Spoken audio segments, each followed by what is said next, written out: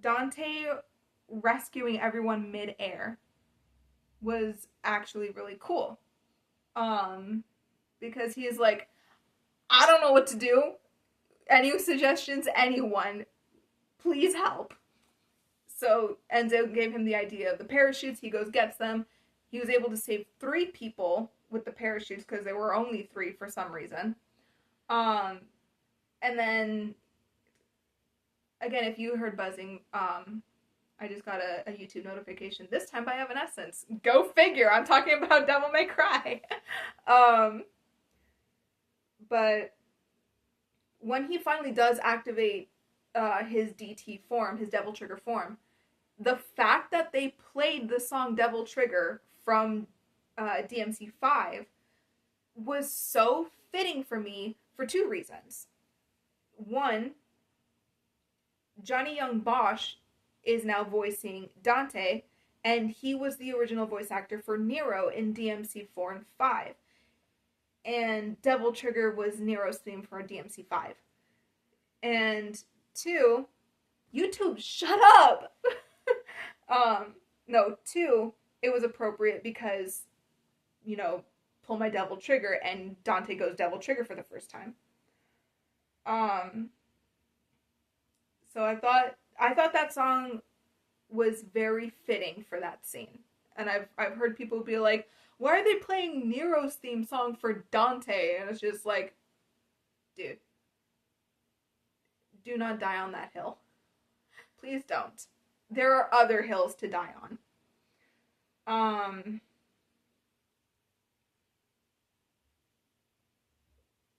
then he basically rips Rudra a new asshole, which that went really hard. Um let's see here. Lady, again, facing her bias because these demons are trying to kill her. And I did I mention already? I'm going to be differentiating between the good demons and the bad demons by saying demons and Makaians. So the demons are trying to kill her, but the Makaians saved her. So again, she's having to face her own prejudice, and she gives out the message to her team that, like, to her backup and to the Makaians, we're gonna get you out of here. I promise you're going to be safe. I thought that was, good on her for doing that. Fuck Baines for ruining that. Him, like, he literally told Mary that her compassion was her strength. That like, her her dedication to anything is her strength, but to not let it blind her. So her dedication was to her bias against demons. And then she met Makaians and I was like, okay, no. I need to reevaluate my mindset. And then Baines just went balls deep into the fuck all demons trope. Um we get rabbit baiting Dante again. And what he said about Dante was true. You and I both know Dante's arrogant enough that he's gonna come anyway. He knows it's a trap, he's gonna come anyway. Because he wants the amulet back. And I was like, damn, why he gotta call you out so hard like that, dude? Um, but then Plasma witnessing the Makaians being massacred after the Makaians were promised sanctuary. That scene was so heartbreaking because it also showed a different side of Plasma. Um, oh, by the way, Plasma survived the poison needles. They just put him out of commission for a little bit, but he recovered. Um, it showed us a different side of Plasma because Plasma was so gung ho on his mission, but it also showed that he had a compassionate side for the Makaian refugees. So watching the Makaians get massacred the way they did, and watching him actually despair over that loss, and not being like Rabbit of just like, whatever, means to an end. Um, that was pretty heartbreaking. And then I wrote down Plasma goes out like a G. He really did. Because this entire time they were trying to kill him and nothing was working. And then he was like, you know what, I'm going to take myself out and I'm going to take all of you with me. Like, he chose his moment. And I thought that was hardcore. I thought that was pretty badass. Going into episode 6, first thing I wrote in all caps, all the fucking feels. And then I wrote, I want to hug Rabbit. That one, you know, we get to see two people from the same world and how they completely go separate paths. We see Lady, you know, she's growing up in, you know, a decent home, but her father becomes so obsessed with studying demons that he starts alienating himself away from the family and kind of ripping it apart a bit.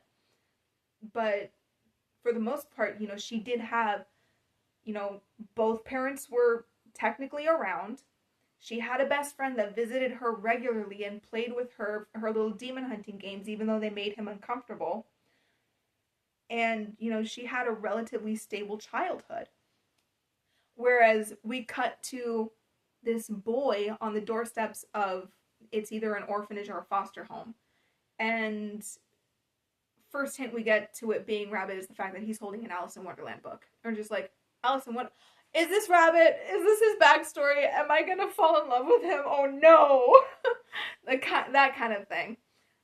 And we see him just be absolutely bullied and hurt by the people that were supposed to be taking care of him, and then neglected by the agent in charge of his case.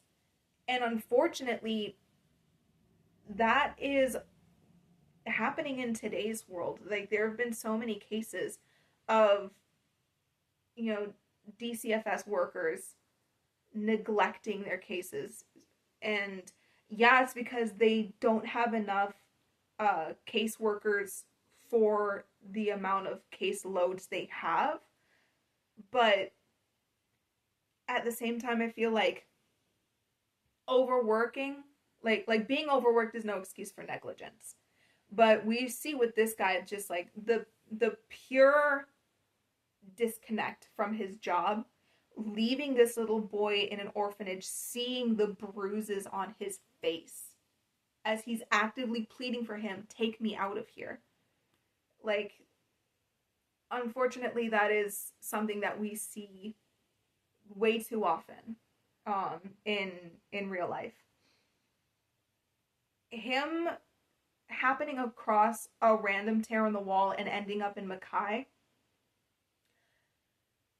From an artist standpoint, I adored the shift in animation. And it was very much of seeing Mackay from the eyes of a child. Because it was very bright and colorful. The edges were softer, and you know, it was so like cutely drawn for such a horrific place. Because even though there were monsters and he did almost die upon arrival, he found his family. And I'm like, oh my gosh, he found people that love him. How is this gonna get ruined? How did we get from A to B? And come to find out, we got from A to B because he was trying to smuggle refugees over back into Earth, so that way they didn't have to live in that polluted world. And at that point, Mary had already joined up with Darkham after being orphaned because her dad went down the rabbit hole. And she's already with Darkham, that freaking government agency thing. And they get a tip that there's a bunch of Maccayan refugees, so they're like, oh, demons, cool, bang, bang. And then he was gonna plead with them, please spare us, you don't understand what's happening, let me talk to you and give you the facts. right when a monster reached through and started eating Micaians. And Darkham, this is where I feel like Darkham took the L. Their immediate knee-jerk reaction was to slaughter everyone, not focus on the actual monster that was eating the people. So I was like, you know, I saw people criticizing Rabbit for not closing the portal as soon as he went through. It's like, well, he was running from one danger only to be met with this horrifying scene of the people that were there previously slaughtered. So his brain wasn't thinking, I need to turn off this portal. His brain was thinking, holy shit, what the fuck happened here? So, yeah, him not closing the portal in that instance actually kind of makes sense because his priorities immediately got shifted involuntarily. I also wrote, Afterlife lives rent-free in my head. I grew up listening to Evanescence, so the fact that they got Evanescence to write an entirely new song for this show, peak. I did see in an interview Amy Lee talking about how she wrote the song for Lady because she connected, or like at that point, she doesn't have the nickname of Lady yet. Her name is Mary. So she wrote the song for Mary. I'm still going to call her Lady. Because she connected more with her as a character. And my initial thought was, like, after seeing the show, was like, why? And I understand it's because Amy Lee, while being a gamer, she hasn't played these games, so she doesn't know Lady the way we do. My personal opinion, Afterlife fit more for Rabbit than it did for Lady, but that's just my personal opinion. If you listen to the lyrics, they fit more for him versus Lady. And then we create what we fear was the last note that I had for episode 6. And that's true in real life, even. Like, we see it with Lady's dad. He was so obsessed with studying demons and trying to figure out what he can do to gain enough power to protect his family from demons that he ended up becoming a demon. He became a demon. He killed his wife, almost killed his daughter, accidentally set fire to the house, and, you know, Lady was able to escape, but he didn't. That we know of. I actually have a theory about that, and I'm probably going to go into that later. But, you know, he was so afraid of demons, he ended up becoming a demon. And then Lady hated demons so much that she pushed a human to abandon his humanity and identify as a demon because of her mistakes. So that honestly is like a cautionary tale of just like, it's like, don't try to circumvent your fears so much. Confront them instead. Like, if you try to, like, if you're afraid of something and you try to tap down on it before it gets out of hand, most likely you're going to be the catalyst that gets it out of hand.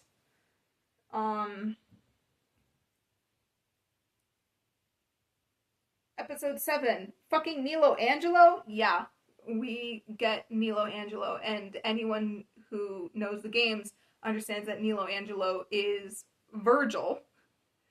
But, here's another thing as to why it doesn't make sense. Because in DMC3, which this is supposed to be like a prequel to, like a retelling prequel of the manga that took place before DMC3. So we know that in DMC3, Virgil has actually been in the human realm the entire time, retracing Sparta's footsteps to try and figure out how he can gain Sparta's power. And then he ends up in Temen Negru.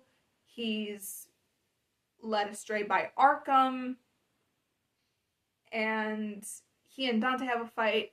He loses to Dante and decides, I'm going to stay in the underworld because this was our dad's home. If you don't want to stay, you better bail. And then at the end of it, we see, he tried to take on Mundus and failed.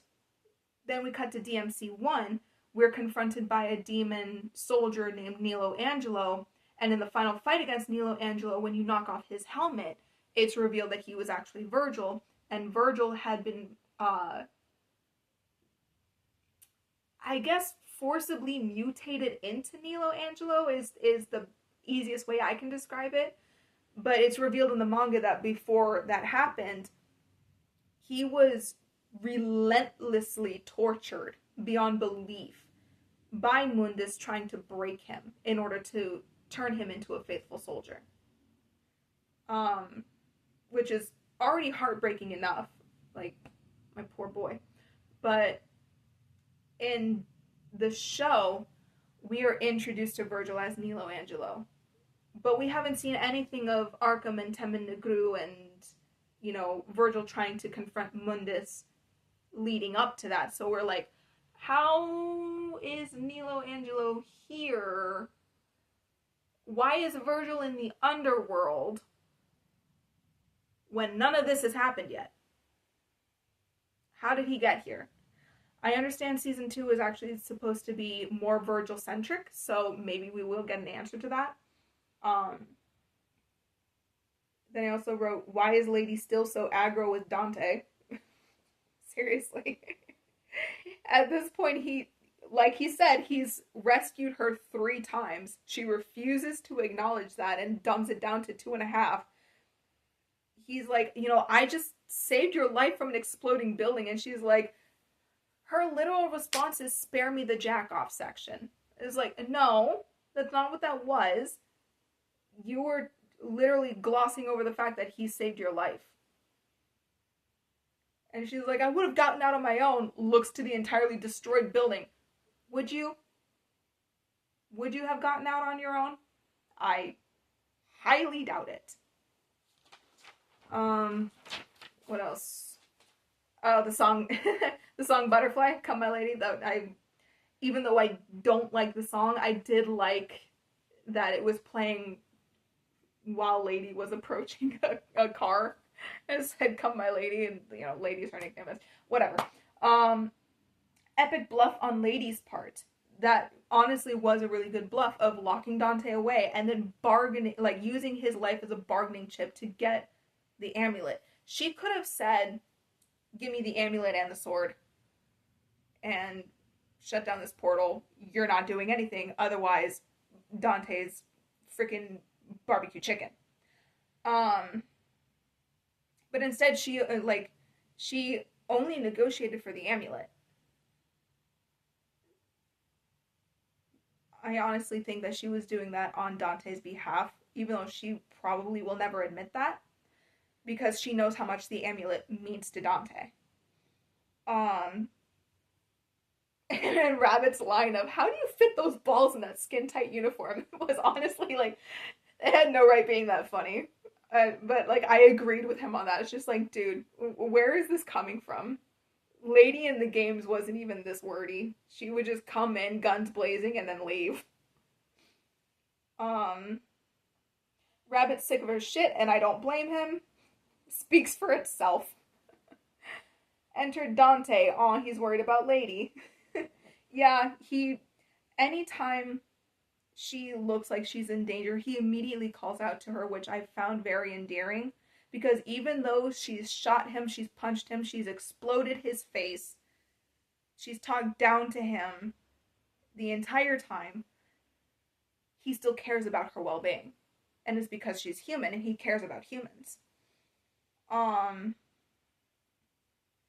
goes to Makai for a minute and understands what the Makaians are trying to run from. But at the same time, he's just like, I don't mind you bringing over handfuls of refugees at a time, but if you let everyone cross over at once, these guys are screwed. So, kind of think about it, please. Um, and again, going back to quoting Hellsing Ultimate Abridged, in regards to Rabbit, I can quote Sir Integra. You're not entirely wrong. You just don't need to be such an asshole about it. That's how I feel about Rabbit. Um, and I wish we had gotten it like an actual name for him other than just White Rabbit. So I like White Rabbit is his villain name, like his mask. But what was his real name? I actually want to know. um, why these fights go so hard? Seriously, like even Lady pulling out her signature bazooka, the Kalina Ann, named after her mom. For those who don't know, um, I I liked that reference to the game. Um, Another reference to the games that I liked was Cavalier Angelo cutting that one guy in half and Dante immediately turning him into boxing gloves was a nod to receiving devil arms in the games. After you beat a really powerful demon, they turn into a weapon that you can now use. Um, so I liked that little nod. Lady meets her masterpiece with a little sad face. Yeah, Rabbit's reveal to Lady and her finally understanding that, yeah, this is all your fault, bitch. Um, I thought because we already knew from the viewer's standpoint, but from Lady's standpoint, the reveal to her was very well done. Um, then I wrote Cavalier got R.I.P. Bozo. um, and then One Punch Man, because that's all it took for Dante to take down Money. And then the only note I wrote for episode 8 was I hate Baines. That's it. I hate Baines. 100% hate. Um but I did like the other reference to DMC2 that they did with that one corporate guy being with Baines and Mackay at that one mining facility. They were basically going Pandora on that bitch. But you know, he's in DMC2. He's the big bad of DMC2. I played the second game one time, thought, what the hell did I just play? And never touched it again because I didn't get it. I guess there is some exposition to it, but something about another demon that's just as powerful as Mundus named Argisax. Okay. That didn't go anywhere in any of the lore.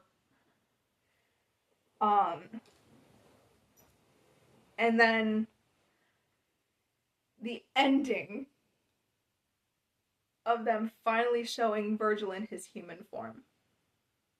And how fitting to do it while playing the song Buried the Light, his theme song from the 5th game.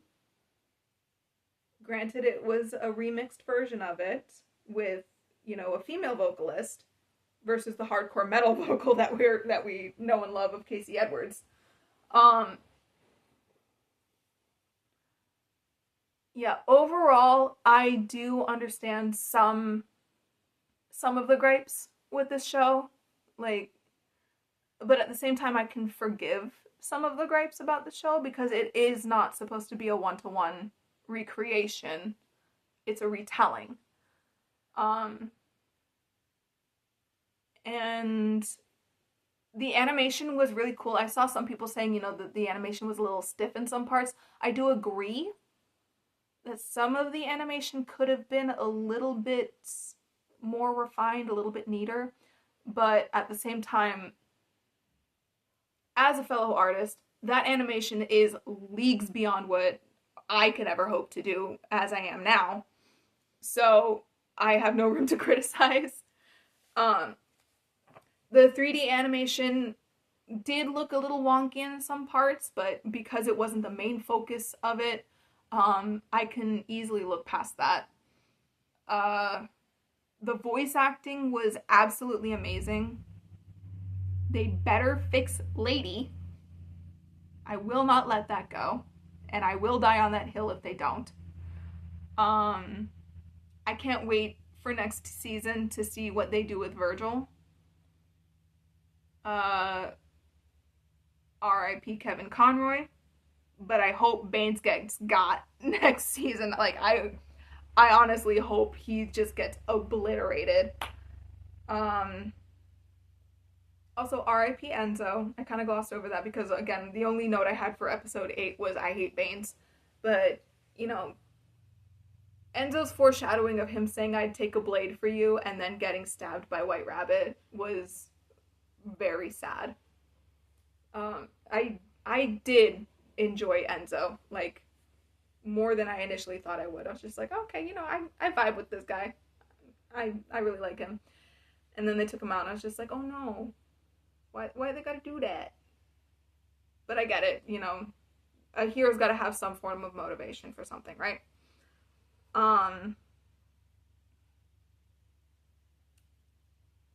That's all I can think of at the moment. If I missed anything, you know, feel free to let me know in the comments. But overall, I would give the show like a 9.5 out of 10 in my opinion, in my idiotic opinion, and that's because it's not a 10 out of 10 for me because of Lady. I will say that. Lady was the one that took off that 0.5% for me. But yeah, let's keep our fingers crossed that they keep the momentum going for season 2 and we get a little bit more exposition of things that weren't really explained this time around. And if I missed anything or you guys want to add your own commentary, have some